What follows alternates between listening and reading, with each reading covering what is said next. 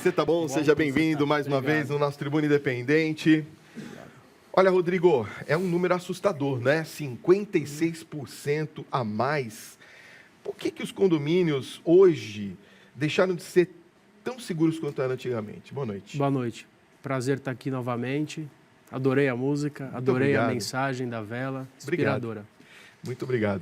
E aí, como é que a gente faz, né? O morador pode estar seguro com relação à segurança do seu condomínio, Rodrigo? Então, o que ocorre dentro do condomínio é um reflexo do que ocorre no país. Então, a gente tem uma crescente situação de insegurança no país e isso, logicamente, que acaba sendo refletido dentro dos condomínios. Eles são mais seguros, mas também sentem o reflexo dessa insegurança país afora.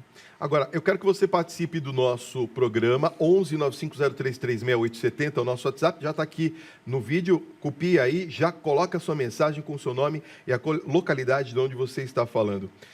Agora eu quero fazer uma pergunta emblemática, Rodrigo. Como saber de quem foi a culpa por um assalto realizado dentro do condomínio onde eu moro, por exemplo? Então, antes de saber de quem foi a culpa, a gente tem que saber quais são as responsabilidades. Tá. Então, a responsabilidade de apurar um crime dentro de um condomínio é da Secretaria de Segurança Pública. Então, o condômino não pode exigir que o síndico haja como um investigador, como um policial. Então, um crime ocorrido em qualquer localidade no território nacional, a responsabilidade é da polícia, da Secretaria de Segurança Pública de apurar esse crime. Logicamente que, se houver indícios de que esse crime tenha sido causado por um funcionário do condomínio ou ele tenha facilitado uma entrada, o condomínio, ele diretamente, o condomínio vai responder pelos danos. Certo. Tá? Essa é uma situação. A outra situação é quando a convenção do condomínio, que é aquele documento maior que rege as normas do condomínio, assuma a responsabilidade pela segurança. Diga, esse condomínio fornece segurança para os moradores. Isso ocorre algumas vezes quando o condomínio contrata uma vigilância armada, então ele traz para si a responsabilidade de fazer a guarda das áreas comuns. Nos demais casos, um crime ocorrido, um furto ou um roubo, é responsabilidade da polícia apurar, assim como ocorreria numa casa na rua, numa casa de vila ou em qualquer outra localidade. Certo. Eu quero entrar num assunto muito delicado, que é a respeito da segurança terceirizada. Hoje, a gente vê uma grande parcela dos condomínios com segurança terceirizada e mais. Os seguranças que ficam do lado de fora do condomínio, inclusive para conduzir. Olha, nós estamos conversando aqui com o Rodrigo Carpati, que é advogado, sobre o crescimento dos furtos em condomínios aqui em São Paulo. Eu falava antes da gente fazer aqui a pausa na nossa conversa sobre a questão das empresas terceirizadas, Rodrigo. Como que fica essa questão? De quem que é a responsabilidade? Como que a segurança privada, terceirizada, ela age com relação ao morador? O morador foi assaltado, por exemplo, de quem que ele cobra? Então, a responsabilidade nem sempre é a terceirizada. Então, a terceirizada, ela pode fornecer um controle de acesso, portaria ou uma vigilância, depende do que foi contratado pelo condomínio. Esse é o primeiro ponto. O segundo ponto é que a responsabilidade, quando existir, é do condomínio, não da terceirizada. Entendi. O condomínio depois vai ter um direito regressivo, vai contra a terceirizada. A terceirizada é um prestador de serviços do condomínio. Logicamente que algumas vezes aquele condômino ele ingressa diretamente contra a terceirizada, o que muitas vezes é aceito na justiça, mas o representante legal, aquele que contratou a terceirizada, é o condomínio e esse responde diretamente. Quer dizer, o contratante, no caso, é o condomínio, então ele é o que responde diretamente ao condômino. É isso aí que eu entendi, né? Em algumas situações de forma solidária, mas na maioria das vezes um direito regressivo contra a terceirizada. Olha, eu quero que você participe do nosso programa 119503366870. Já tem muitas perguntas, eu vou começar com os telespectadores. Pode ser, Rodrigo? Pode, olha só. Lógico. Boa noite, Fábio e Rodrigo. Eu moro em um condomínio, Rodrigo, onde vem ocorrendo muitos furtos no bicicletário. Hoje foi constatado que um morador furtou uma bicicleta e o dono a reconheceu e a tomou de volta. Os condôminos acusam a síndica de não fazer absolutamente nada. Nesse caso, o morador verdadeiro, dono da bicicleta, é quem deveria fazer um boletim de ocorrência ou, neste caso, é a síndica? A empresa de segurança deve ser responsabilizada por ações de moradores como este furto? É a Diana Galvão, de Suzano, São Paulo, que pergunta. Então, Diana, via de regra, a terceirizada não foi contratada para controlar a entrada e saída de bicicletas do bicicletário. Então, o condomínio ele deve tomar algumas medidas. É uma situação relativamente simples. Se o síndico, a síndica, como você bem colocou, colocar câmeras no local, ela vai estar evitando esse tipo de situação. Colocar um cadeado que pode ser aberto somente por biometria, pelos condôminos que tiverem bicicletas, isso acaba minimizando o risco. Se o condômino for furtado, ele deve procurar a polícia. Se foi um condômino que mora ali, é uma situação mais grave ainda, mas é um caso de polícia. Quer dizer, na verdade, então, independente de ser a questão de ser o condômino que fez o furto ou de uma pessoa de fora, isso independe, nesse caso da responsabilidade. Independe. Tá. Agora, quais são os problemas mais comuns que a gente encontra nessa questão de segurança nos condomínios? Então, problemas de segurança, a gente tem... A segurança, ela passa por várias situações. Então, a gente tem problemas de barreira física, então, muros baixos. A gente tem o problema do próprio funcionário, do mau treinamento do funcionário que acaba abrindo o portão de forma indiscriminada. A gente tem aquele morador que acaba também não colaborando com os procedimentos de segurança. A questão é que a segurança, ela anda... totalmente, ela é ao contrário, ela é o oposto do conforto. Quanto maior a segurança, menor o conforto. Então, precisa ver quanto que aqueles condôminos em reunião estão dispostos a abrir mão do conforto. Entendi. Porque a segurança é o portão duplo, a segurança é sistemas de segurança, sistemas eletrônicos, isso traz um desconforto. Mas quanto maior a segurança, a pessoa está mais protegida, mas ela tem aqueles desconfortos naturais do dia a dia em função desses equipamentos. Tá. Vamos fazer uma análise rápida aqui, você que é especialista nesse assunto, a respeito, por exemplo, da questão daqueles funcionários terceirizados, muitas das vezes, que ficam do lado de fora do condomínio, em guarda-sóis. Aqui mesmo, próximo da Rede Vida, nós vemos esses condomínios um pouco mais luxuosos, vamos dizer assim, que tem esse serviço. Isso é bom ou é ruim? Porque me parece que se ele rende aquele funcionário, ele compromete toda a segurança interna do condomínio ou não? Então, Fábio, na verdade é uma tolerância que o Estado acaba dando por esse tipo de situação. Por quê? Porque o passeio público, na verdade, não é um local para um funcionário de uma empresa terceira ficar ali. É um hábito, isso ocorre em vilas, em ruas fechadas ou em bairros que têm algumas associações. Então, esse funcionário na rua não é o ideal. Esse funcionário na rua vai inibir quem? Vai inibir aquele bandido que acorda, como uma vez me disse um coronel da polícia, que ele acorda, coloca o revólver na cintura e escolhe o local que ele vai roubar. Aonde ele escolhe? O local que for mais fácil. Então, aonde tiver pessoas na frente, aonde tiver uma cancela dupla, ele vai buscar o prédio ao lado. Porque esse tipo de assalto ocorre em 90% dos condomínios. Para aquele bandido especializado que sabe onde ele quer entrar, ele vai escolher o condomínio a dedo e se a pessoa estiver fora, ela ainda vai ser usada para facilitar o acesso daquele criminoso para dentro do condomínio. Entendi. Então, os bandidos, eles entram em bancos, eles entram em locais. Como é que eles não vão entrar num condomínio? Pois é. A questão é o bandido eventual, que, segundo dados, corresponde a 90% dos casos, e aquele especializado, que vai entrar normalmente em qualquer local. Então, se precisar de 3 homens, ele tem 3, se precisar de 20, ele tem 20, se precisar de um carro forte, ele também vai roubar um e entrar. Então, o condomínio ele tem que se cercar para não ser foco dessas ocorrências, desses bandidos eventuais e também tentar inibir a ação de bandidos profissionais. Então, nesse seu raciocínio, então é bom ter esse funcionário do lado de fora. Para o dia a dia, ele realmente evita aqueles bandidos menores. Ok. A gente vai continuar esse papo, deixa eu só dar um recadinho. Olha, vamos falar um pouquinho sobre a questão dos barulhos nos condomínios. Você sabe que um dos maiores problemas que a gente enfrenta hoje é a questão dos barulhos no condomínio.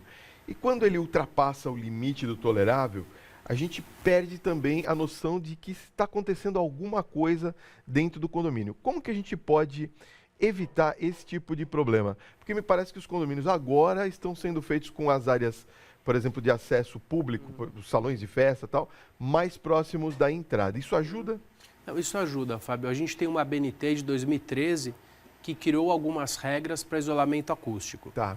O problema são esses prédios anteriores, que têm um isolamento não muito bom, então às vezes a pessoa não está fazendo um grande barulho e está incomodando.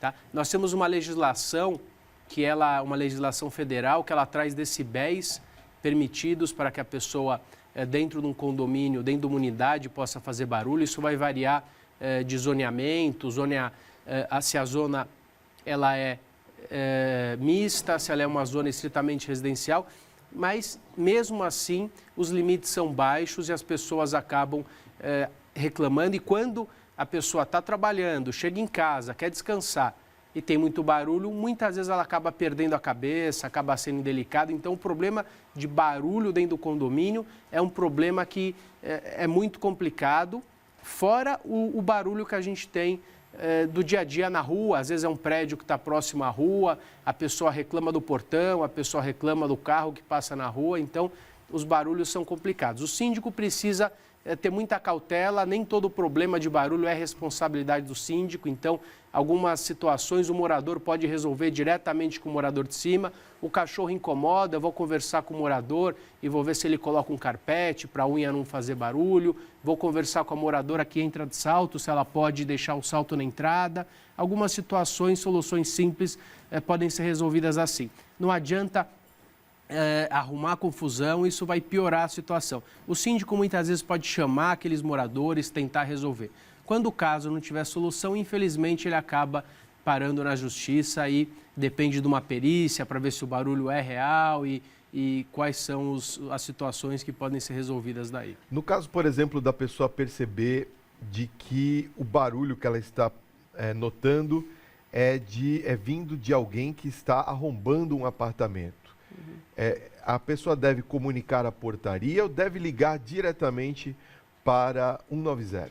Ambos. A portaria tem que estar orientada para ligar para o 190, mas o mais rápido é ela ligar para o 190 para que a polícia possa rapidamente se direcionar ao prédio.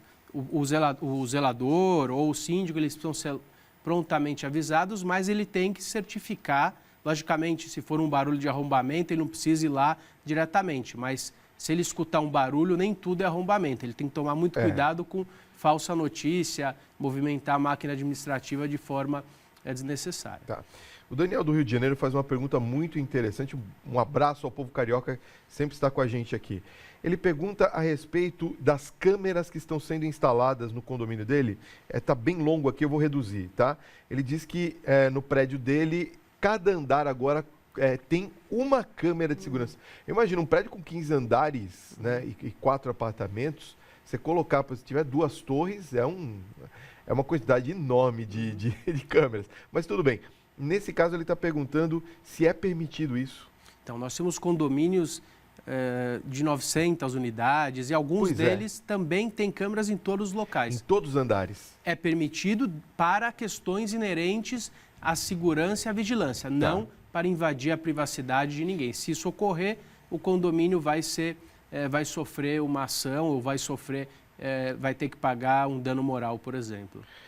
Olá, Fábio, boa noite. Sou a Silvia e gostaria de perguntar se as imagens gravadas pelo meu condomínio, eu tenho direito de obtê-las. Como eu faço para tê-las? Então, essa é uma questão polêmica, porque a finalidade dessas imagens, elas não são para que o condômino tenha acesso a elas. São para trazer segurança no caso de uma ocorrência. Essas imagens precisam ser comunicadas diretamente. No caso de uma ocorrência policial, ele tem que ser a própria polícia, a entidade pública, tem que solicitar as imagens. Porque se o condomínio liberar as imagens, ele pode sofrer uma exposição de pessoas que estão ali, não só aquela moradora, e ainda sofrer um processo. Então, essas imagens, em tese, não são para ser divulgadas aos condôminos, são para trazer unicamente segurança e, caso exista uma situação específica, a solicitação tem que ser feita por escrito, o síndico vai avaliar junto com o corpo jurídico. Se for um crime, a polícia também tem que documentar esse pedido para que o condomínio libere as imagens. No caso, a falta de treinamento é um dos itens desse aumento da violência e dos assaltos aos condomínios ou não? Então, Fábio, a maioria dos meliantes, eles entram pela porta da frente. Pois é. Porque eles rendem a portaria, eles passam a dominar o condomínio. Normalmente, aquela portaria tem todas as ferramentas para que ele abra a garagem, o segundo portão, então ele busca entrar pela portaria.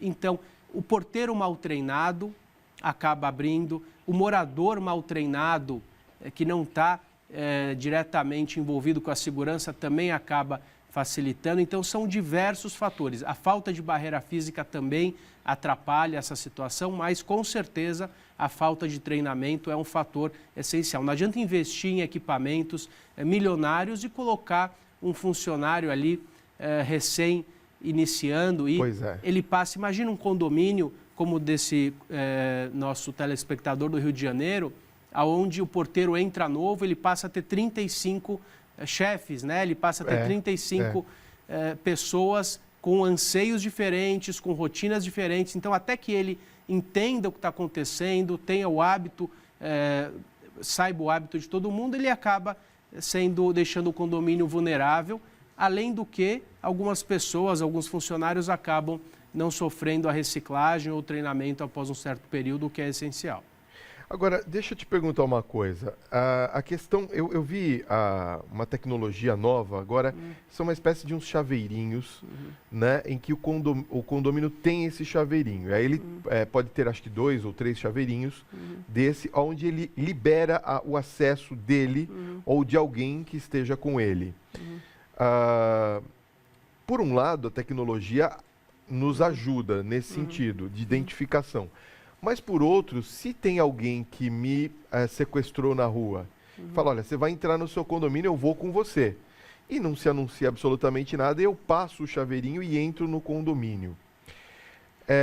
Nesse caso, de quem é a responsabilidade do assalto? Porque ele pode fazer um arrastão ali e acabar com 6, 7 unidades de uma vez só.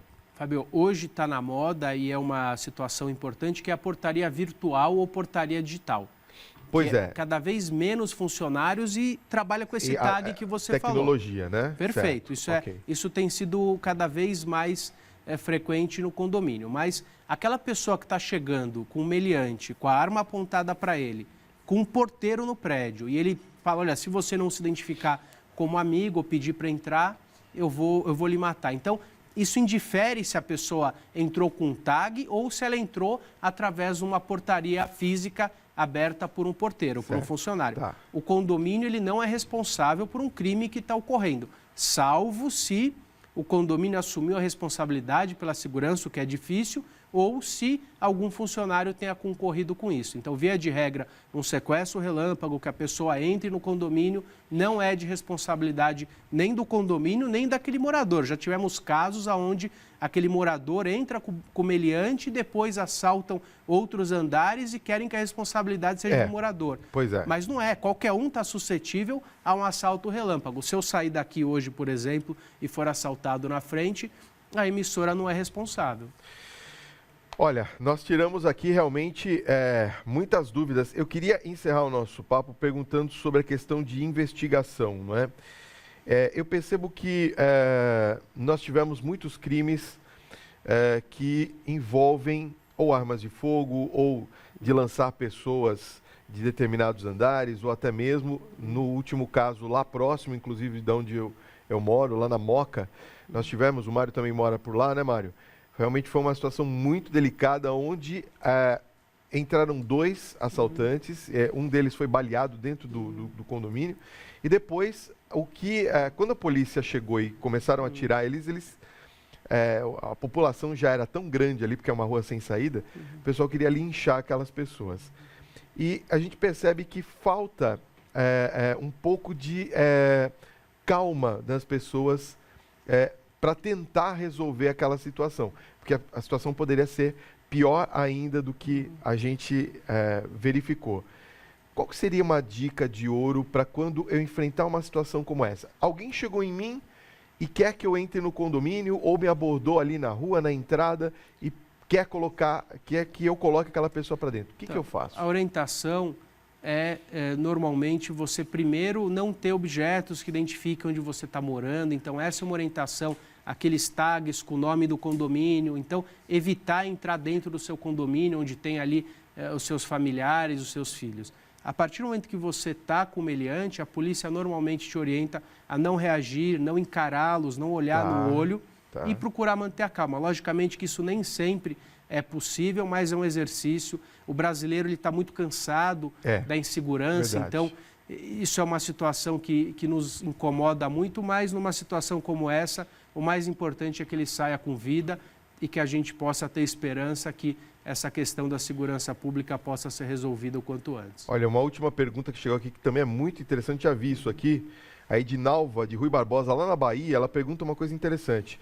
Fábio, pergunta por favor ao Rodrigo, olha, investem em segurança no meu condomínio, mas alugam espaço aqui interno de eventos para festas de não moradores, onde não há o controle de acesso de nós moradores. Quem é responsabilizado nesse caso? Então, Edinalva, se o condomínio, primeiro tem que ver o que está na convenção. Se a convenção permite essa alocação, não tem o que se falar. E ocorreu algo lá dentro, se foi facilitado pelo condomínio, o condomínio responde. Senão aquela pessoa que locou, ela é responsável pela realização dessa festa e dos danos que ali ocorram. Tá certo. Rodrigo, obrigado pela sua presença. Quero passar os contatos. Olha, o e-mail é rodrigo@carpati, tá aparecendo aqui no vídeo, ó, .adv.br. O telefone para informações 11 3095 6000, muito fácil, hein?